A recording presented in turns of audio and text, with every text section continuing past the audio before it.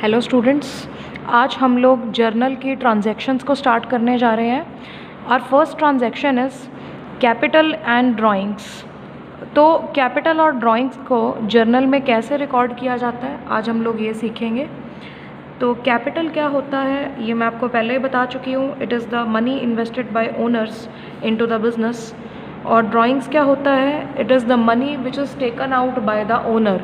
देखो, ओनर और बिजनेसमैन अलग अलग चीज़ें हैं, और इसी चीज़ को दिखाने के लिए कि ओनर का पैसा जो बिज़नेस में लगता है वो अलग है, मतलब बिज़नेस उसका खुद का नहीं है, ठीक है, क्योंकि अकाउंट्स बिज़नेस और बिजनेसमैन को अलग अलग समझता है। इस वजह से जो कैपिटल है वो कौन सा मनी है which is invested bye owner into the business. और अगर ओनर अपने पर्सनल काम के लिए कोई भी जो पैसा है वो वापस निकाले बिज़नेस के अंदर से, so that is known as drawings, ठीक है। तो अब कल को कैपिटल और ड्राइंग्स होती है तो इसकी अकाउंटिंग ट्रीटमेंट होगी कैसे जर्नल में। देखो, याद रखना है कि जो कैपिटल और ड्राइंग्स हैं ज़रूरी नहीं है वो कैश की फॉर्म में है, गुड्स की फॉर्म में से भी हो सकती हैं और अदर एसेट्स की फॉर्म में भी हो सकती है। सो नंबर 1, कैपिटल की ट्रीटमेंट जर्नल के अंदर क्या होगी। मान लो एक पर्सन, एक ओनर है, वो कैश के रूप में अपनी कैपिटल लेकर आया है 20,000 कैश के रूप में। तो एंट्री होगी cash account debit 20,000 to capital account, ठीक है जी। तो अब आप ये देख रहे हैं कि जो कैश है वो एक एसेट होता है, और मैंने आपको गोल्डन रूल्स में बताया था। मैं आपको ये ट्रांजैक्शन एक्सप्लेन कर रही हूँ कि मैंने ये ट्रांजैक्शन ऐसे ही क्यों लिखी जर्नल के अंदर। कैश एक एसेट है जो रियल अकाउंट में कवर होता है, तो हमने रियल अकाउंट का रूल किया था डेबिट व्हाट कम्स इन। तो देखो, कैश बिजनेस के अंदर आया तो इसीलिए हम कैश अकाउंट को डेबिट कर देंगे टू कैपिटल अकाउंट। बेटा, जो कैपिटल अकाउंट है वो हमेशा क्रेडिट होता है, ठीक है। एक मॉडर्न अप्रोच होती है अकाउंट्स को देखने की, मैं उसके बारे में आपको डिटेल में बताऊंगी इन द कमिंग लेक्चर्स। लेकिन अभी के लिए आपको ये याद रखना है कि जो कैपिटल अकाउंट है बेटा, वो हमेशा क्रेडिट साइड इंक्रीज़ होता है। तो देखो, अब कैपिटल के अंदर पैसा जा रहा है, 20,000 रुपये जा रहे हैं, तो कैपिटल अकाउंट क्रेडिट हो जाएगा, इसीलिए हमने डाला टू कैपिटल अकाउंट। नीचे एक नरेशन लिख देंगे, ब्रैकेट डालेंगे और बीइंग वर्ड को यूज़ करते हुए लिखेंगे being capital introduced into the business, ठीक है जी। All right, now comes drawings. देखो, ड्राइंग्स अगर कोई भी एक ओनर है वो अपने बिज़नेस में से पैसा निकालता है या कोई भी सामान निकालता है अपने एक पर्टिकुलर पर्सनल पर्पस के लिए, तो आप उसके लिए क्या करोगे, आप ड्राइंग्स की एंट्री कैसे करोगे। मान लो एक पर्सन, एक ओनर है, उसने अपने बिज़नेस में से 20,000 रुपये के गुड्स निकाले हैं, ठीक है जी। तो चलो, गुड्स भी नहीं, हम ये बोलते हैं कि 20,000 की कॉस्ट वाली एक मशीन निकाल ली है, क्योंकि उसको मशीन चाहिए थी घर पे इस्तेमाल करने के लिए। तो हम एंट्री क्या करेंगे, drawings account debit to machinery account, ठीक है जी। 20,000 याद रखिए, जो आपका डेबिट और क्रेडिट होता है ना, वो हमेशा इक्वल होना चाहिए, ठीक है जी। अब देखो, ड्राइंग्स है 20,000 की। देखो, ड्राइंग्स क्या है तो बिज़नेस का खर्चा ही ना, क्योंकि ओनर ने अपने पर्सनल इस्तेमाल के लिए इस चीज़ को निकाला है, तो इसी वजह से ये डेबिट हो जाएगा। यहाँ पे नॉमिनल अकाउंट का जो गोल्डन रूल है वो लग जाएगा, debit all expenses and losses.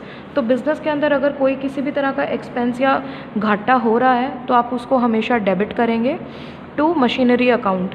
Machinery हमेशा क्रेडिट होगी 20,000 से। देखिए, यहाँ पे मशीनरी क्रेडिट क्यों हुई, रियल अकाउंट का जो गोल्डन रूल है दोबारा से आपको मेमोराइज़ करवाना चाहूँगी। रियल अकाउंट का रूल होता था क्रेडिट व्हाट गोज़ आउट। तो अब मशीनरी बिज़नेस से बाहर चली गई है, यानी कि जो बिज़नेस का एसेट है वो बिज़नेस से बाहर चला गया है, इसी वजह से हमने जो मशीनरी है उसको क्रेडिट कर दिया 20,000 से, ठीक है जी। तो ये कैपिटल एंड ड्राइंग्स की एंट्री थी। मैं एक बार आपको 5 ट्रांजैक्शंस करवाऊँगी। फिर उसके बाद आपको एक इलस्ट्रेशन करवाऊंगी जिनमें ये पॉइंट्स जो है वो कवर हो जाएंगे। ठीक है जी।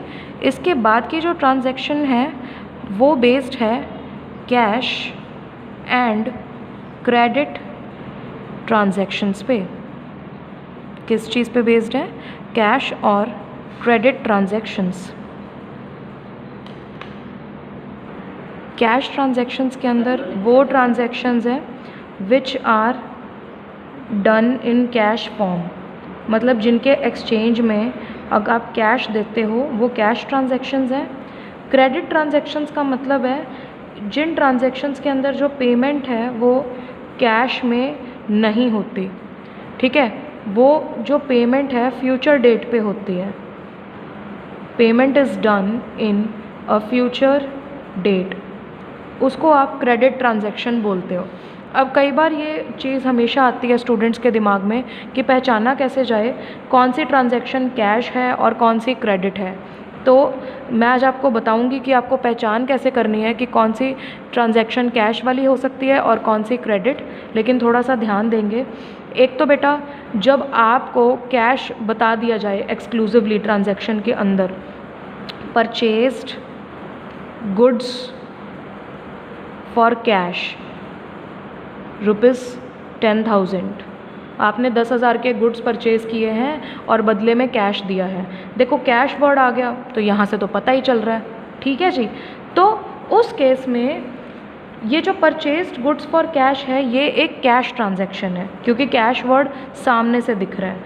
अब आ गया परचेज्ड गुड्स ₹22,000।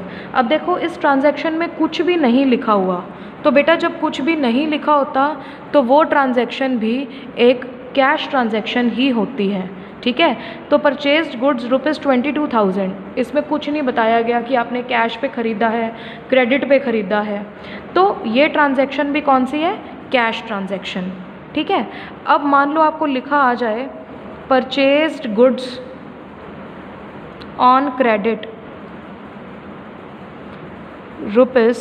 ₹20,000, तो देखो अब तो क्रेडिट वर्ड आ गया, साफ हो गया कि आपने कैश पे नहीं खरीदी, उधार पे खरीदी है।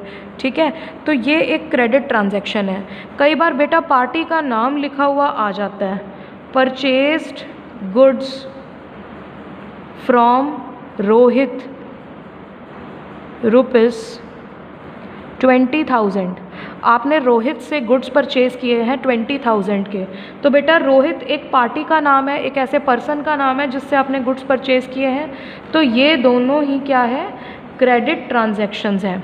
लेकिन बेटा अब एक कन्फ्यूजन आ जाती है, वो कन्फ्यूजन को कैसे सॉल्व करना है ये मैं आपको बताती हूँ। मान लो आपको कोई ट्रांजैक्शन ऐसे लिखी हुई आ जाए, purchased goods ₹22,000 from Rohit in cash. तो अब आप ये सोच रहे हो कि भाई पार्टी का नाम भी है और कैश वर्ड भी लिखा हुआ है, तो अब इसको कैश ट्रांजैक्शन कहें कि क्रेडिट ट्रांजैक्शन कहें? तो बेटा यहाँ पे एक बात बताना चाहती हूँ, जब भी ऐसे मतलब आपके पास ऐसे सिचुएशन आ जाए जहाँ किसी पार्टी का नाम भी लिखा हुआ है और कैश भी लिखा हुआ है, तो आप कैश वर्ड को ज़्यादा इम्पोर्टेंस दोगे। यानी कि ये वाली ट्रांजैक्शन कौन सी ट्रांजैक्शन है? Cash transaction. ठीक है जी। तो इसको पार्टी का नाम होने के बावजूद भी आप कैश ट्रांजैक्शन ही मानोगे। तो जहाँ पे कैश वर्ड आ जाए वहाँ कोई और चीज़ आपने देखनी ही नहीं, बाकी सब भूल जाओ। कैश वर्ड की सबसे ज़्यादा इम्पोर्टेंस है और आप इसको कैश ट्रांजैक्शन ही मानोगे। ठीक है जी। तो अब ऐसे ट्रांजैक्शंस के लिए जो पहचान करना है वो आपको समझ में आ ही गया होगा। ठीक है, तो अगर कोई कैश ट्रांजैक्शन है तो उसकी जर्नल एंट्री कैसे पास होएगी? परचेज़ अकाउंट डेबिट, मान लो आपने गुड्स परचेज़ किए हैं तो परचेज़ अकाउंट डेबिट हो जाएगा टू कैश अकाउंट। इसके ऊपर गोल्डन रूल्स कौन से लगे बेटा? परचेज़ यानी कि स्टॉक के लिए जो शब्द परचेज़ यूज़ किया जाता है, परचेज़ का मतलब वैसे होता है कि किसी चीज़ को ख़रीदना। अब देखो बेटा, जब बिज़नेस के अंदर स्टॉक आ रहा है तो रियल अकाउंट के हिसाब से रूल लगना चाहिए ना, डेबिट व्हाट कम्स इन। तो बस इसीलिए यहाँ पे परचेज़ अकाउंट को डेबिट किया गया है। ठीक है, ऐसे ही टू कैश अकाउंट। देखो कैश भी तो एक एसेट ही है ना, लेकिन वो बिजनेस से बाहर जा रही है, तो यहाँ पे credit what goes out, real account का ये गोल्डन रूल लगा है, इसीलिए टू कैश अकाउंट, जो कैश है मैंने उसको क्रेडिट कर दिया 10,000 10,000। ठीक है जी, तो ये आपकी सेकंड ट्रांजैक्शन थी कैश और क्रेडिट ट्रांजैक्शंस के बारे में। ठीक है जी, हमारी थर्ड जो ट्रांजैक्शन है वो पेमेंट्स पे बेस्ड है। पेमेंट मतलब किसी को कैश देना, कैश गिविंग। ठीक है, अब जैसे बिज़नेस ने कोई अगर सामान परचेज़ किया है तो बदले में पेमेंट तो करनी पड़ेगी। अगर किसी से कोई सर्विस ली है तो उसको बदले में सैलरी तो देना ही पड़ेगा। लेकिन बेटा जो पेमेंट्स है ना, वो या तो पर्सनल बिहाफ पे होता है या फिर एक्सपेंसेस बिहाफ पे। ठीक है, ये कैसे होगा मैं आपको इसका एक एग्जांपल बता देती हूँ। सबसे पहले है paid to Varun on account. इसका क्या मतलब है कि आपने वरुण को कुछ पैसे दिए हैं, वरुण के नाम पे ही उसको पैसे दिए हैं, मतलब आपने वरुण को कुछ पैसे देने थे तो अब आप उसको पैसे दे रहे हो। तो बेटा यहाँ पे Varun debit to cash account हो जाएगा। आपने वरुण को क्यों डेबिट किया? पर्सनल अकाउंट का गोल्डन रूल लगा, डेबिट द रिसीवर। अब देखो वरुण ने कैश रिसीव किया है तो वो रिसीवर बन गया, इसलिए वो डेबिट हो गया। और देखो साथ के साथ ही जो बिज़नेस का कैश है वो एक एसेट है और बिज़नेस का कैश बिज़नेस से बाहर जा रहा है, तो यहाँ पे रियल अकाउंट का जो दूसरे वाला रूल है क्रेडिट व्हाट गोज़ आउट, वो यहाँ पे लग जाएगा। ठीक है जी, अब इसी के साथ मिलती जुलती एक ट्रांजैक्शन है paid to Varun on account of salary ₹10,000। अब बेटा इस स्टेटमेंट का क्या मतलब है? वरुण आपकी कोई बिजनेस में ना एक एम्प्लॉई है, तो देखो एम्प्लॉई को तो सैलरी देनी ही पड़ती है ना, तो आपने वरुण को सैलरी दी है, लेकिन अब उसको कोई पर्सनल पैसे नहीं दिए हैं बेटा, उसको जो पैसे दिए हैं वो सैलरी की हैसियत से दिए हैं। तो यहाँ पे क्या होगा, सैलरी अकाउंट डेबिट हो जाएगा।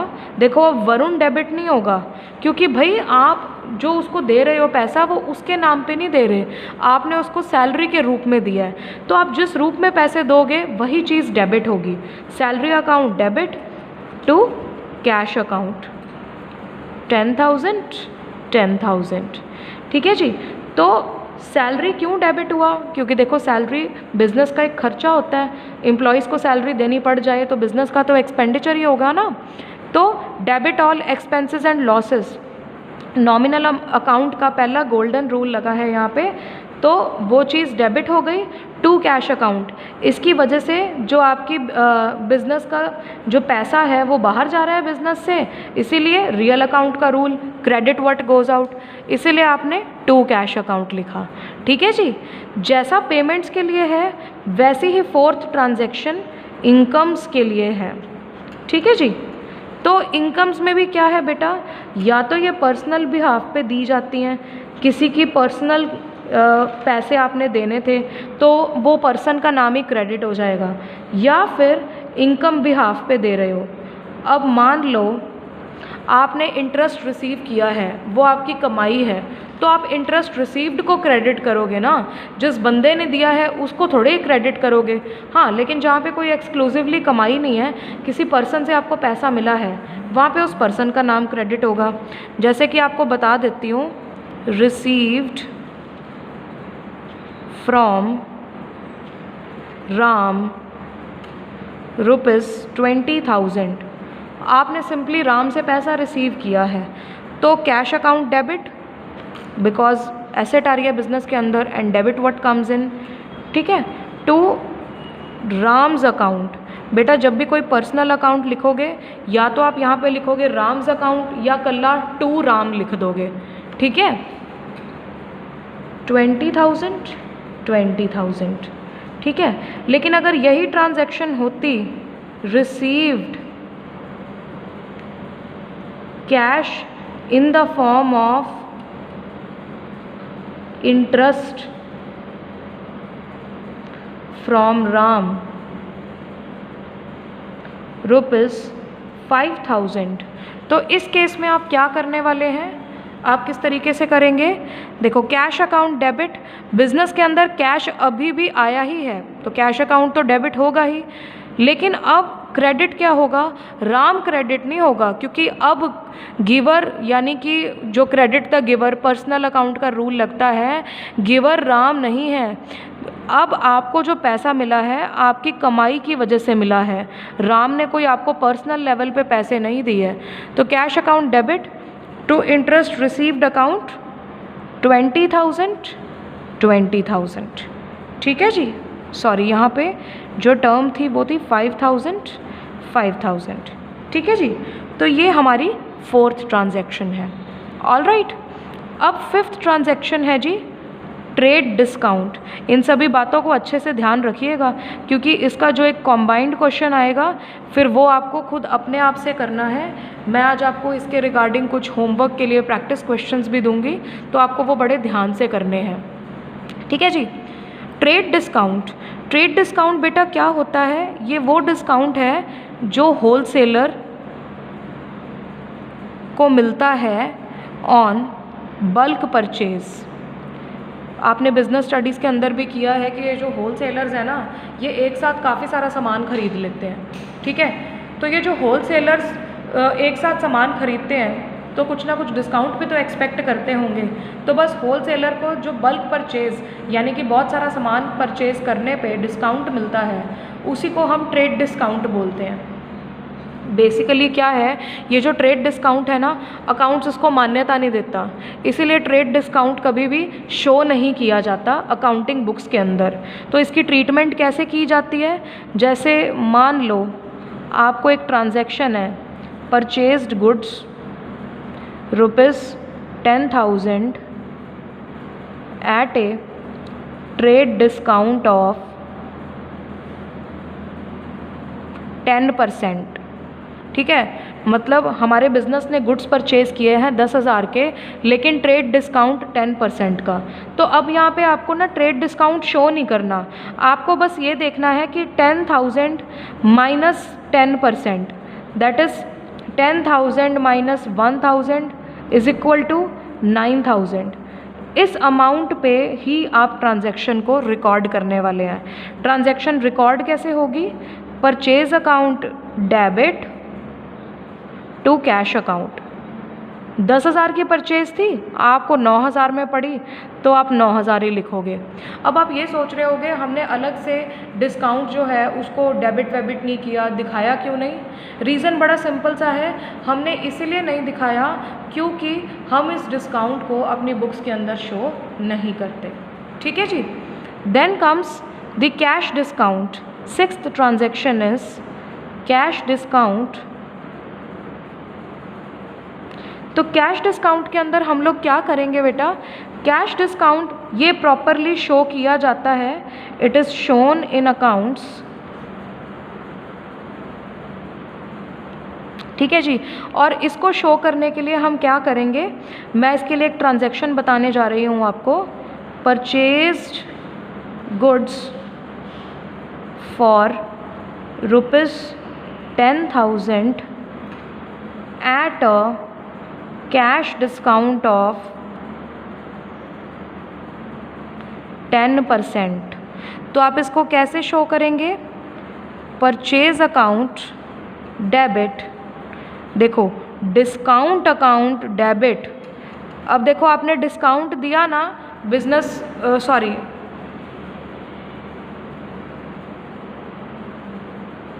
डिस्काउंट जो है वो डेबिट नहीं होगा।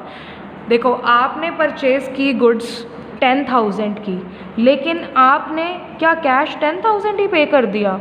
नहीं, आपने 10,000 की गुड्स के लिए सिर्फ 9,000 कैश पे किया, लेकिन जो 1,000 कैश का था, जो 1,000 मतलब जो पेंडिंग दिख रहा है आपको, जो आपने पे भी नहीं किया लेकिन उसके अकॉर्डिंग गुड्स भी आ गई आपके पास, तो वो कहा जाएगी डिस्काउंट रिसीव्ड अकाउंट 1,000। आपको 1,000 का फ़ायदा हो गया, क्योंकि आपने 10,000 की गुड्स तो परचेज़ की, लेकिन आपको सिर्फ 9,000 रुपये देने पड़े।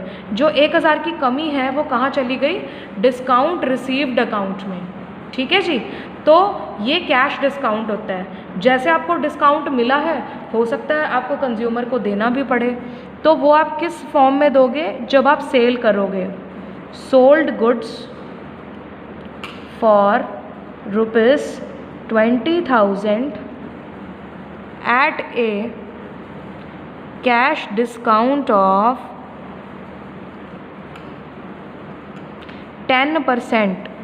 दैट मीन्स 20,000 में से 10% आप माइनस कर दोगे तो जो 18,000 रह जाएगा। यानी कि जो 2,000 है वो आपका डिस्काउंट है जो आपको कस्टमर को देना पड़ा। अब देखो, कस्टमर को अगर कभी डिस्काउंट देना पड़ता है तो अपना ही नुकसान होता है ना। तो इसी वजह से इसमें क्या होगा, देखिए बेटा, कैश मिलता है आपको सेल करने से, cash account debit, discount account debit, खर्चा हो गया बिजनेस का तो उसको डेबिट ही करोगे, टू सेल्स अकाउंट। बेटा सेल आपने 20,000 की थी, लेकिन पैसा आपको कितना मिला? 18,000। जो 2,000 रह गया वो आपके खर्चे में चला गया, जो कि डिस्काउंट था। ठीक है, तो आज के लिए हम ये सिर्फ 6 ट्रांजैक्शंस को स्टडी करेंगे, इसके नोट्स बनाएंगे एंड हम इनसे जुड़े हुए जो क्वेश्चन हैं उनको कंप्लीट करके डाउट्स हैं उनको डिस्कस करेंगे। Thank you class.